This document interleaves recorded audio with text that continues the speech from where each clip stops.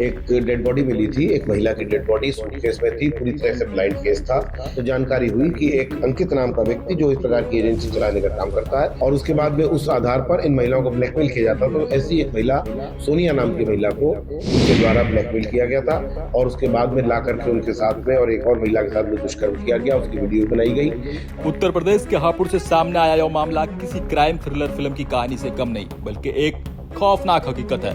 NH9 highway के किनारे खेत में पड़ा एक काला सूटकेस, उसके अंदर बंद थी एक युवती की सिसकती कहानी जिसे बेरहमी से मौत दी गई और पहचान मिटाने की कोशिश की गई।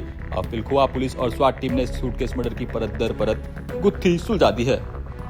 1 दिसंबर की दोपहर पिलखुआ कोतवाली क्षेत्र में NH9 हाईवे के पास खेत में पड़े एक संदिग्ध काला सूटकेस पूरे इलाके में सनसनी फैला दी। सूचना मिलते ही पुलिस मौके पर पहुंची। जैसे ही सूटकेस खोला गया, अंदर महिला का कंकाल मिला। एक ऐसा दृश्य जिसने हर किसी को झकझोर कर रख दिया। सब बेहद पुराना था, जिससे यह मामला एक ब्लाइंड मर्डर बन चुका था। पिलखुआ पुलिस और जनपदीय स्वाट टीम ने इस अंधे कत्ल की जांच शुरू की।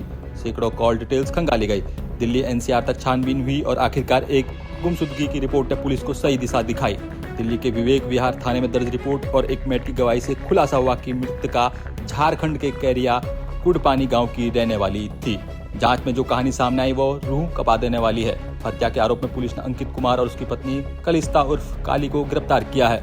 यह दंपति गरीब और असहाय युवतियों को नौकरी का झांसा देकर दिल्ली NCR लाने का धंधा करता था। करीब 8 महीने पहले मृतका को वीमेट की नौकरी दिलाने के बहाने बुलाया गया। आरोप है कि अंकित ने मृतका के साथ जबरन दुष्कर्म किया, उसकी अश्लील वीडियो बनाई और उसे ब्लैकमेल करने लगा। जब मृतका ने पुलिस में शिकायत करने की धमकी दी तो 27 अगस्त की रात पति पत्नी ने मिलकर लाठियों से पीट कर उसकी बेरहमी से हत्या कर दी। हत्या के बाद बदबू छिपाने के लिए सबको घर में 2 दिन तक रखा गया। फिर 29 अगस्त को सबको काले सूटकेस में भरा गया। ऑटो से NH9 हाईवे तक ले जाया गया और खेत में फेंक दिया गया ताकि पहचान हमेशा के लिए मिट जाए। अपर पुलिस अधीक्षक विनीत भटनागर के मुताबिक पुलिस ने आरोपियों के कब्जे से हत्या में इस्तेमाल की गई लाठी, मृतका समेत 3 मोबाइल फोन और अन्य अहम सबूत बरामद किए हैं। मोबाइल फोन में आपत्तिजनक वीडियो भी मिली है जो इस जघन्य अपराध की पुष्टि करती है। ये पिलखुआ थाना क्षेत्र में 1 दिसंबर को एक डेड बॉडी मिली थी, एक महिला की डेड बॉडी सूटकेस में थी, पूरी तरह से ब्लाइंड केस था। हमने तुरंत ही टीमें गठित करके आसपास के जनपदों में, दिल्ली में और अपने जनपद में कहीं भी गुमशुदगी या कोई किडनैपिंग हुई हो, ऐसी सुराग लगाने की कोशिश करी।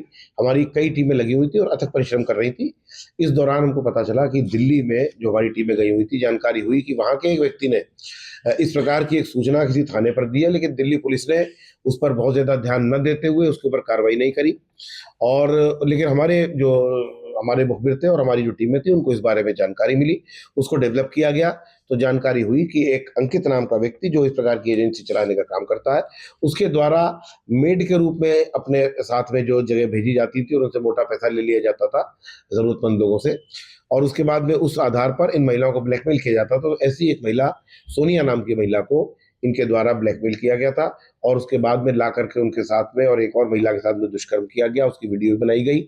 और बाद में सारी चीज़ें जाहिर होने पर जब उसको लगा कि ये मेरी शिकायत कर देंगी, वो धमकी देती, तो अपनी पत्नी कलिस्ता, जो कि स्वयं झारखंड की रहने वाली है, उसके साथ मिलकर के डंडे से इसकी हत्या कर दी। पुलिस ने इसको डेवलप किया है और डेवलप करने के बाद में इस पूरे घटनाक्रम का अनावरण करते हुए अलाकत बरामद किया और जो महत्वपूर्ण साक्ष्य वो बरामद किए। एक सूटकेस, एक कंकाल और इंसानियत को शर्मसार कर देने वाला यह अपराध पुलिस ने इस ब्लाइंड मर्डर केस से पर्दा उठा दिया है। दोनों आरोपी जेल भेजे जा चुके हैं, जबकि पुलिस अब यह पता लगाने में जुटी है कि इस खौफनाक खेल में और कितने चेहरे शामिल थे। पंजाब केसरी टीवी के लिए हापुड़ से सुनील गिरी की रिपोर्ट।